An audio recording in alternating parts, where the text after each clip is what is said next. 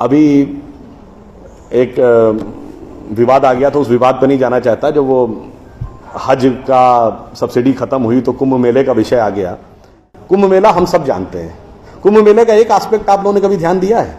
कुंभ मेला कितने साल में एक बार पड़ता है? 12 साल में। 12 साल में एक बार क्यों पड़ता है? क्योंकि वो जुपिटर की साइकिल पर आधारित है। बृहस्पति ग्रह हर 12 वर्ष के बाद अपना एक चक्कर पूरा करके उसी राशि में दोबारा आता है, इसलिए कुंभ मेला 12 वर्ष में एक बार पड़ता है। हजारों सालों से चला आ रहा है, ठीक है। तो इसका मतलब हमको पता था ना कि बृहस्पति की साइकिल 12 साल की है। इनको तो अभी 100 साल पहले पता चला कि बृहस्पति की साइकिल 12 साल की है। और उसके बाद हमको समझा दिया जाता है नहीं साहब हम अनसाइंटिफिक थे। अब आप एक और बड़ी मजेदार बात देख लीजिए। सूर्य ग्रहण और चंद्र ग्रहण पड़ता है तो उसका डेट और टाइम कौन तय करता है? सरकार घोषणा करती है ना, टीवी पे आता है, रेडियो पे आता है, अखबार में आता है। किस बेस पे आता है? नासा की फिजिकल ऑब्जर्वेटरी बताती है कि फलां तारीख को इतने बज के इतने मिनट पे सूर्य ग्रहण या चंद्र ग्रहण पड़ेगा, सोलर इक्लिप्स और ल्यूनर इक्लिप्स।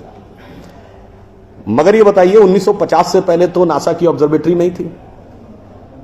1920 में जब अल्बर्ट आइंस्टीन ने रिलेटिविटी की थ्योरी दी, उससे पहले रिलेटिव मोशंस ऑफ प्लैनेट नहीं पता था। सॉरी, 1916 में। 1920 में एडविन हबल एक साइंटिस्ट हुए जिन्होंने एक्सपेंडिंग यूनिवर्स की थ्योरी दी, उससे पहले एक्सपेंशन ऑफ यूनिवर्स नहीं पता था। 1900 में मैक्स प्लैंक साइंटिस्ट हुए जिन्होंने लाइट की क्वांटम की थ्योरी दी, फोटॉन्स वाली, उससे पहले प्रोपगेशन ऑफ लाइट ही नहीं पता था। 1897 में जे टॉमसन ने इलेक्ट्रॉन खोजा, उससे पहले आप मानते थे एटम अनडिविजिबल है। और 1633 में आप ये कहते थे, गैलीलियो को फांसी दे रहे थे इस बात के लिए कि उसने कहा सन रिवॉल्व्स राउंड द अर्थ गलत है। तो भैया आप 380 साल चल के जहां पहुंचे हैं, हमारा पंचांग तो युधिष्ठिर के जमाने से एज इट इज चला आ रहा है 5100 साल। मतलब ये लॉजिक नहीं है, ये तो साइंटिफिक प्रूफ। फिर भी हमें समझाया जाता है कि साहब जो हमने सोचा उस समय हम अनसाइंटिफिक थे, हम गलत थे। बड़ी मजेदार बात है। इन ए स्पैन ऑफ लिविंग जनरेशन 50 साल में, देखिए ये जो अर्बन नक्सल्स थे उन्होंने हमारे दिमागों में क्या क्या भरा और फैक्ट क्या था। 50 साल पहले जिस जिस चीज का मजाक उड़ाया गया वो चीज आज ठीक उसके उलट हो गई।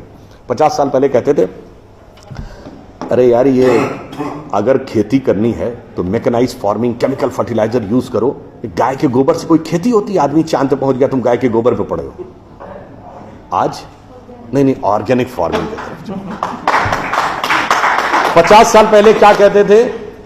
अरे भाई ये जड़ी बूटियों फल पत्ती खाने से कोई इलाज